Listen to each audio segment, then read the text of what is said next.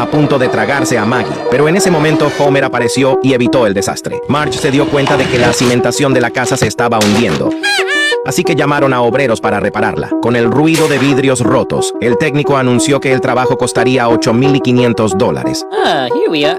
Pronto, la casa de los Simpson salió en las noticias y atrajo a multitudes de turistas que querían tomar fotos. Bart, por su parte, se convirtió en guía y contaba historias sobre la cabaña inclinada, asegurando que dentro vivía un monstruo deforme.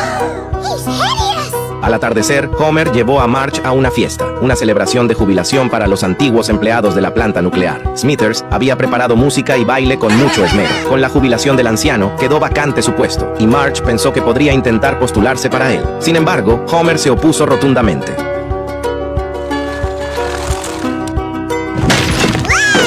No obstante, Marge comenzó inmediatamente a preparar su currículum vitae. Después de que Lisa lo puliera un poco, Marge logró aprobar la entrevista con éxito. Sorry, the position has been filled.